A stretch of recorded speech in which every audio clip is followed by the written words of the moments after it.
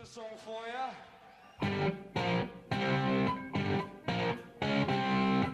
You're listening to Deep Purple Smoke on the Podcast. I will do one episode for each song the band recorded in the studio. However, this is a fan podcast and not band endorsed. It's more of a tribute to their long history, well beyond just the hits, and my way of giving something back to a band that has given so much to me. Let's dig in!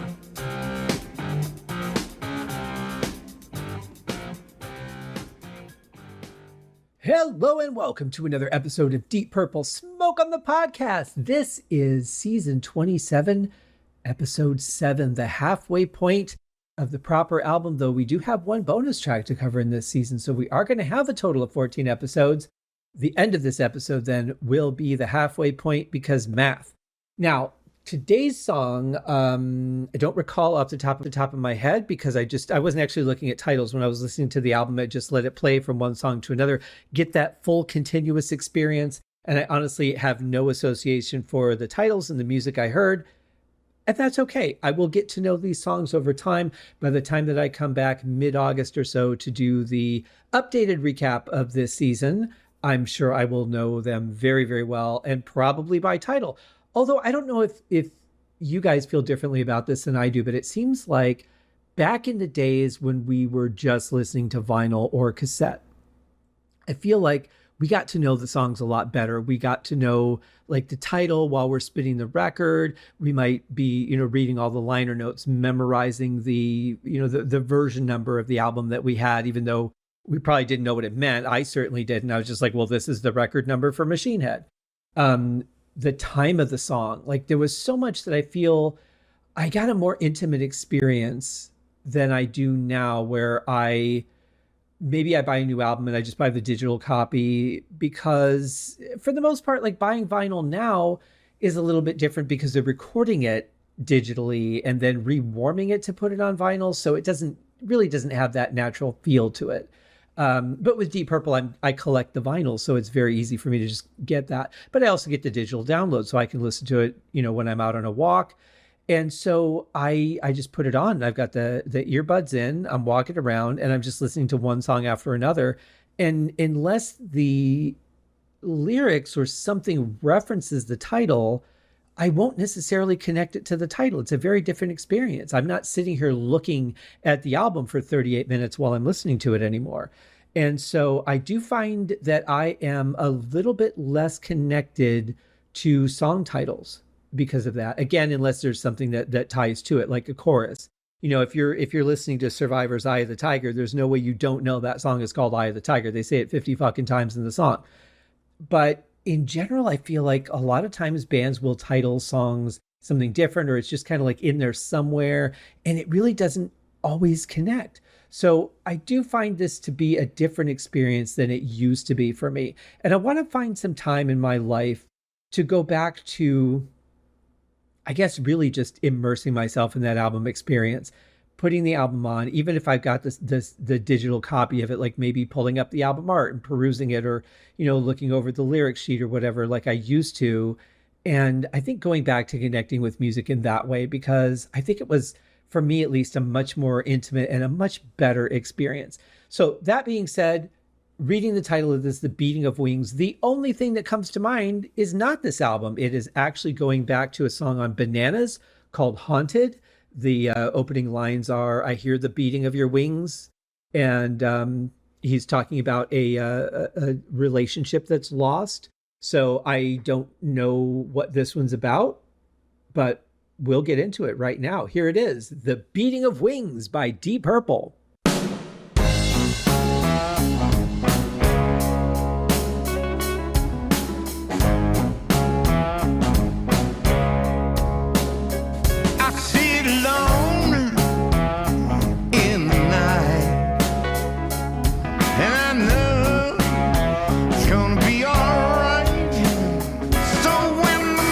Yeah, I remember this one now. I mean, you got to have a bluesy track, right, on an album. If you're a rock band, you got to go back to the roots. Nothing wrong with that. Maybe a shuffle, maybe a bluesy track. And that's all okay. I'm not a big fan of the blues, but this has got a nice feel to it. I honestly, like, I can smell the smoke in the bar sitting at my table with my, whatever I'm drinking, probably going to be a beer. I can almost hear the crackle of peanut shells on the floor.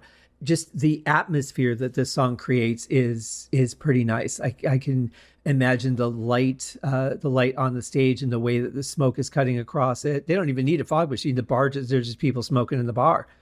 And I think back to, wow, Ben's, obviously we know that secondhand smoke is much more dangerous. And thinking about, the bars that I played in or worked with bands in and how much of that I probably inhaled, it's really something when you think about this was like the life of a band. You did this a couple nights a week to a few nights a week, or this is what your gig was. So it's really weird to think about that. But I do like the atmosphere of this. It's not always my style of song, but sometimes they just strike me on that Haskin scale. So let's get back to it. Morning hurry shadows away from the sky, and then the rays keep my demons at bay. I sit and wait in the dark, and I say to me, here comes the best part. It's an interesting line that they're writing here between blues and a little bit of a little bit more progressive music just within this tempo, which is interesting. It actually works really well. I wouldn't have expected that, but I do like what I'm hearing. Also, I was thinking that the combination of sounds that we're getting between Don and Simon here reminds me a little bit of a song on Now What called Blood from a Stone. There was that, I'm trying to do this from memory right now. It was like an electric piano maybe in the background, a cold sounding guitar. It definitely had a mood to it. And I get a little slice of that in this during those parts as well.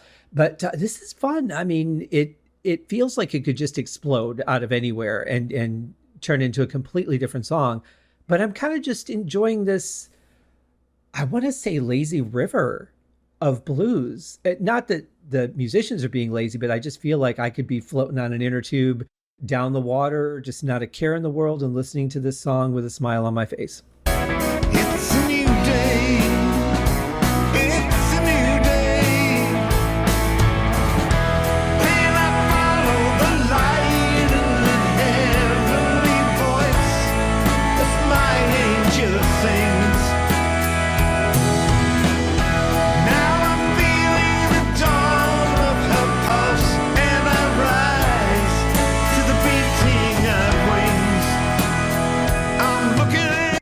Oh, wow. I really like this part. It just feels so good. Kind of unexpected, too, the direction that it takes musically. You think that it would start going up in pitch. You would get something a little more powerful, maybe even, eighths or something on the hi-hat and kind of giving it a different groove or feel. Kind of like one of those empowering parts that you get. But no, we get something completely different. I would not have thought this would be the way they go. But I feel like that's really something I should expect from Deep Purple, is whatever I'm anticipating is probably not going to be what they're going to do. And that's part of what's so much fun, is they just don't do the here's how you write a song formula. They write very much in the moment. But that being said, I love the vocals especially. I think the music is nice and warm. I feel like Roger's bass is in the center.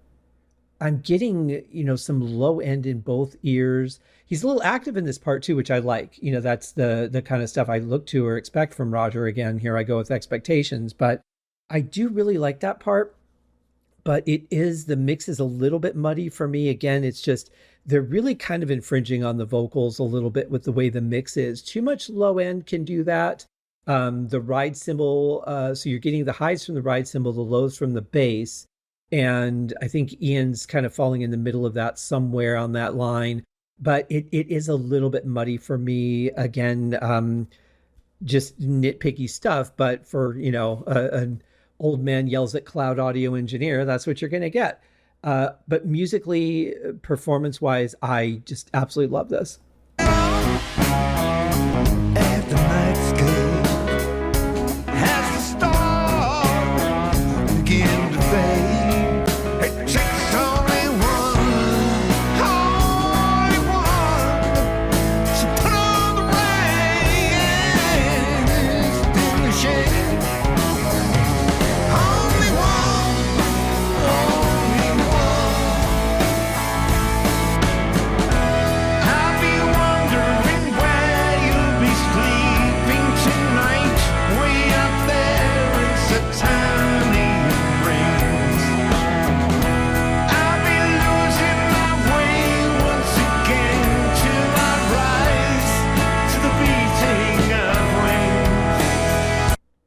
it just hit me what's throwing me off about this song. And I hadn't really come to any conclusion. I'm just like, something's just not quite right for me on this. And it is the overall sound of the song.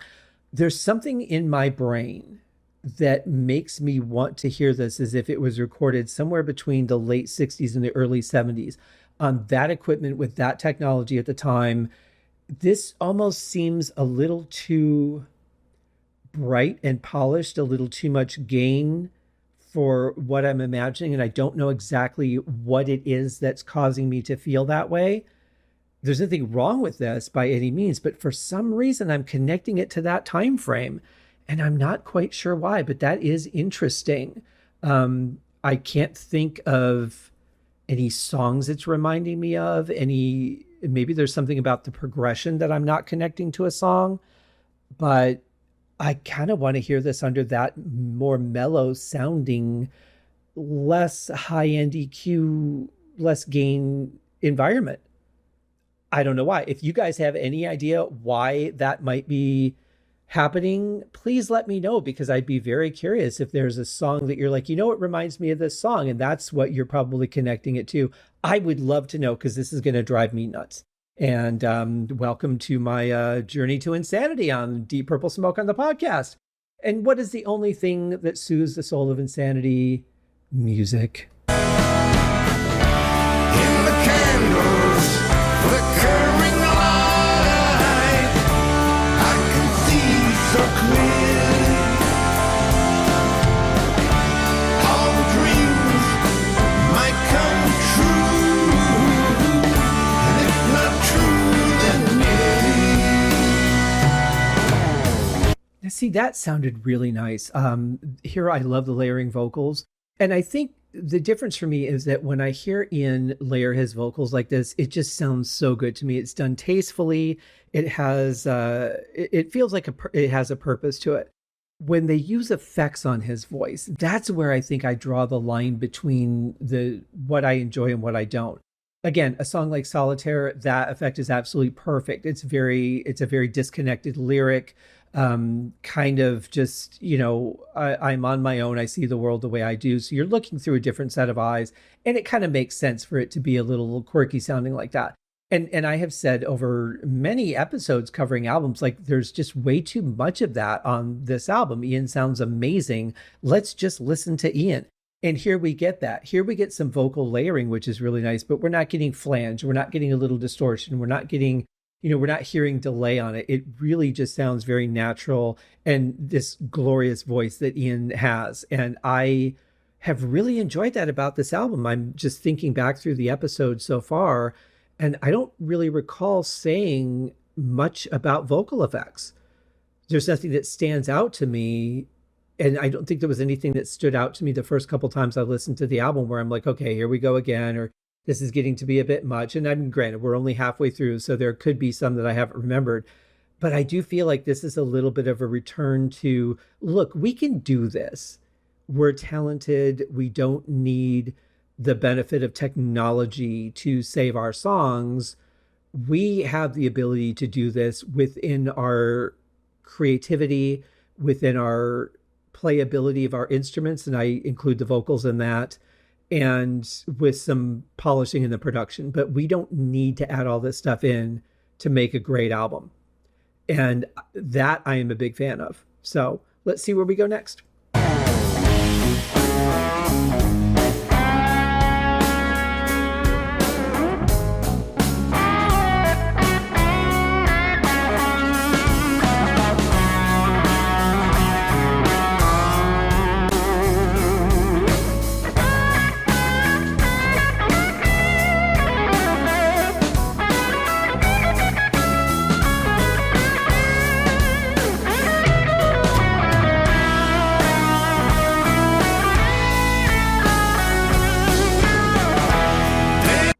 It's interesting. I didn't read the article, but I saw a headline, and I'm just going to take it as the headline. And I don't normally do this, but just on the premise of it, I find it interesting that Simon fires back at people, something like Simon fires back at people complaining that he's gotten rid of the kind of equipment that Richie Blackmore used. And I found that interesting because, for one, I don't know if, I mean, I'm sure that the article may or may not even be that, but just the idea of we need to grab people's attention so they'll read our article and we can get some ad revenue and just from it being on the page or people clicking on it by mistake, because we usually don't care about the ads. But it really just kind of made me think about how much times have changed. I talked about, I would really love to hear this song with that late 60s, early 70s production.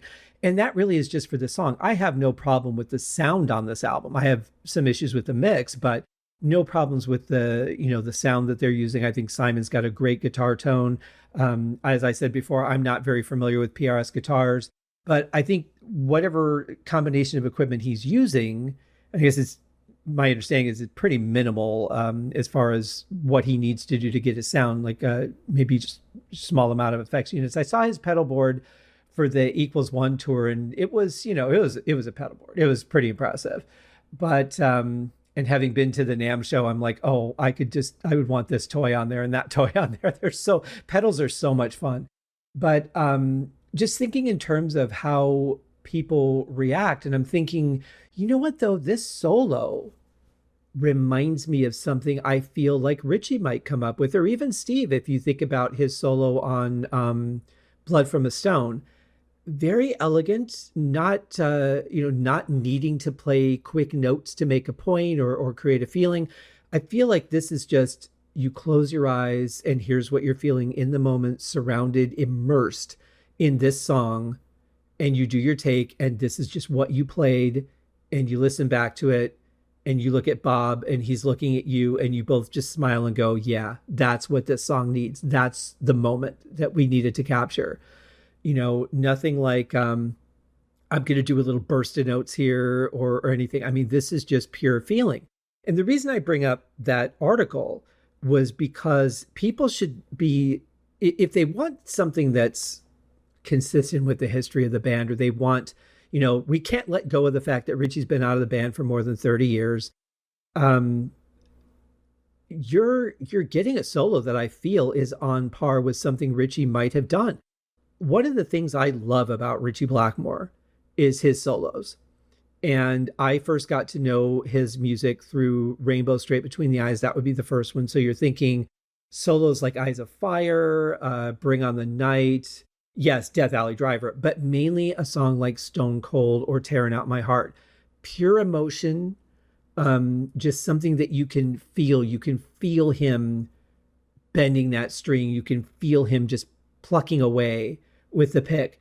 And I get a visceral reaction to solos like that. And that's what I'm getting here with Simon. That should matter more than the equipment, more than the personnel. And that's what my podcasts are all about. It's not about the hype. It's not about the history, where they recorded, who argued with who about what. It's about how it makes me feel. And when I listen to a solo like this is exactly what I want. Exactly, especially for a song like this. Yes, I do love a good hard edge solo. Give me Highway Star, give me Burn, give me Death Alley Driver. For songs like that, those solos absolutely fit. Spotlight Kid would be another one. Love that solo. But for a song like this, which is all feeling, that solo just brings so much more depth to the song. And again, remember, the solo is replacing what the vocalist would be doing here. It's giving the vocalist a break, the listener a break from the vocals, and giving them some other sound to listen to without losing the connection to the emotion. And I think what Simon delivered here is probably one of my favorite solos from him so far. It's simple, it's elegant, it draws me in, it doesn't disconnect me from the song. This is, to me, absolute perfection. 10 out of 10 solo for this one. So very, very well done, Simon.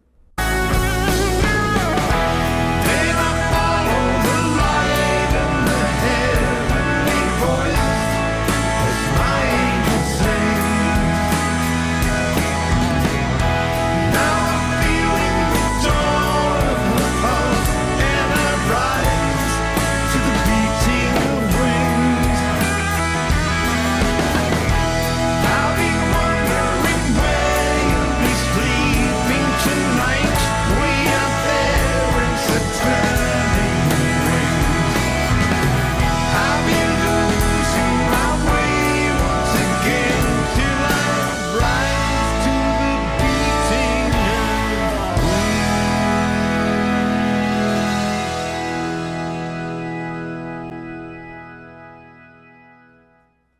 another ending with finality. No fade outs on this album so far. But okay, so not the song, but think the production, the mood, the feel of it. Imagine the Mamas and the Papas, California Dreamin', that sound with this song. I think that could work so well. In fact, I mean, I would not be opposed to hearing their vocals backing Ian up instead of Ian doing his own backups. I think that could really be fascinating for this song. Overall, yeah, I love it. This is absolutely fantastic. One thing I've noticed, and I'll have to go back and listen to this a little bit more, but even just within that last section, I think I figured out why it sounds muddy. It's almost like everything is panned slightly off center. So really everything is like in the middle and you're not getting that depth. They're not spreading the sound field out enough. Like I'm hearing the ride slightly to my right.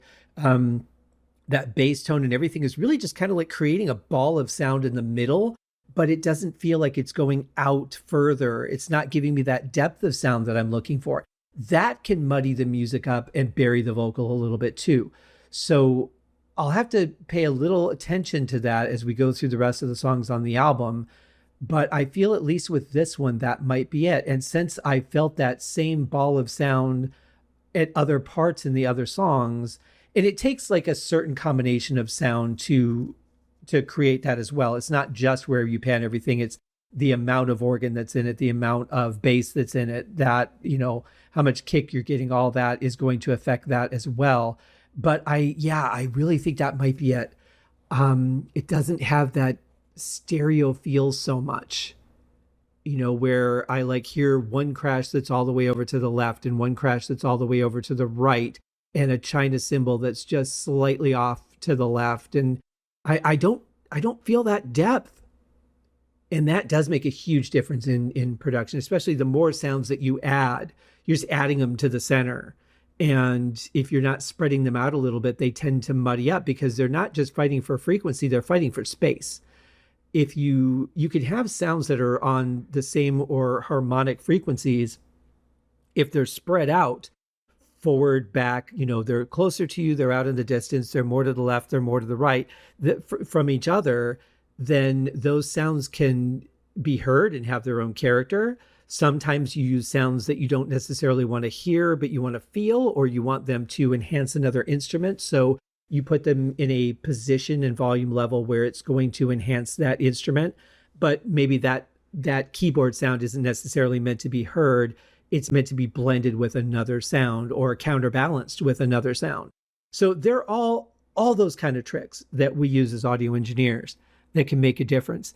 But I do feel, I'm going to be very curious to see if I continue along with this feeling going forward through the second half of the album.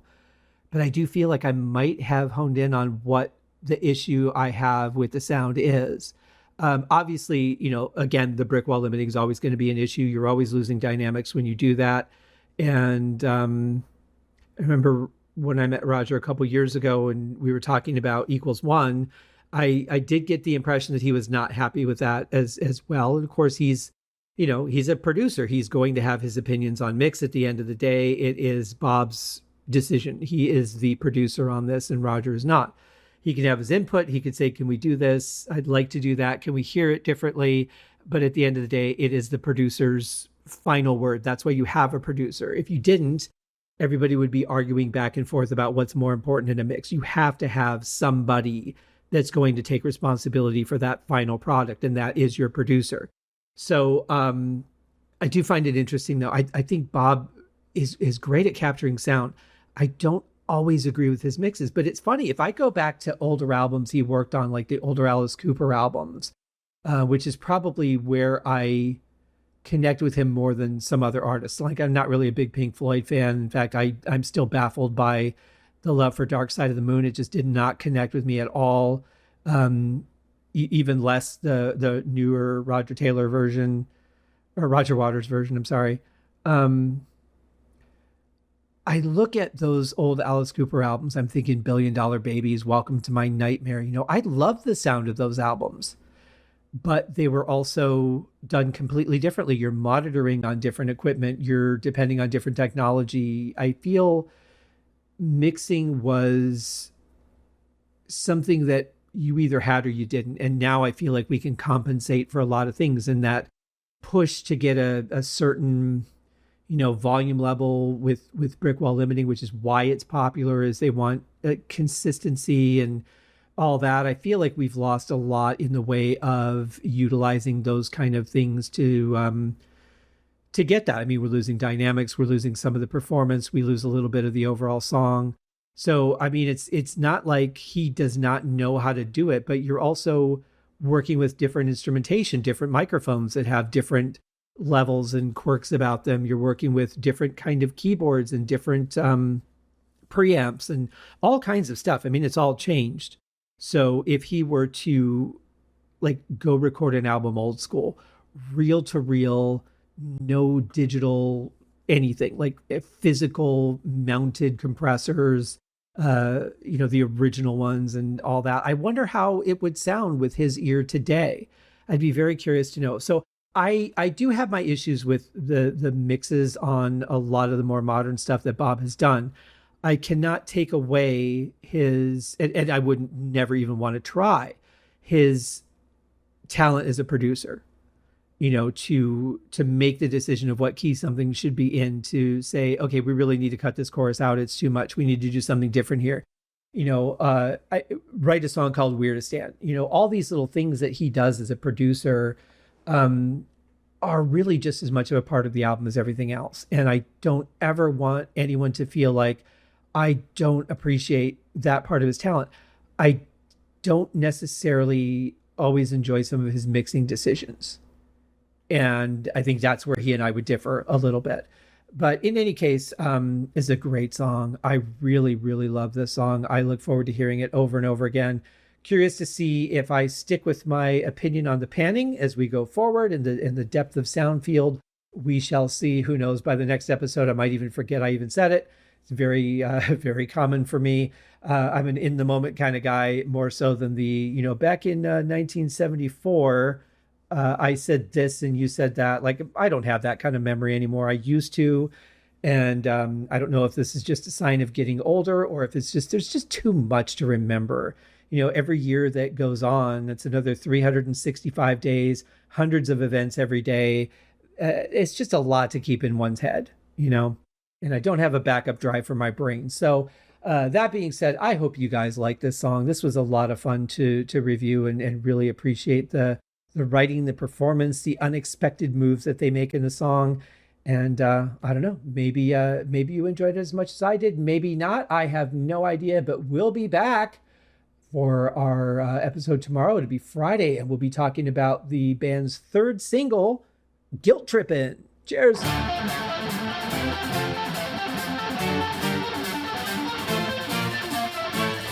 Thanks for listening to Deep Purple Smoke on the Podcast, a tour of the entire Deep Purple studio recordings. Please remember to give the show a rating on Apple Podcasts or wherever you're listening. Leave a comment and tell your friends. I also have a Patreon set up if you'd like to support the show. You can also write to me at smokeonthepodcast@gmail.com. I hope you enjoyed the episode, and thanks for listening.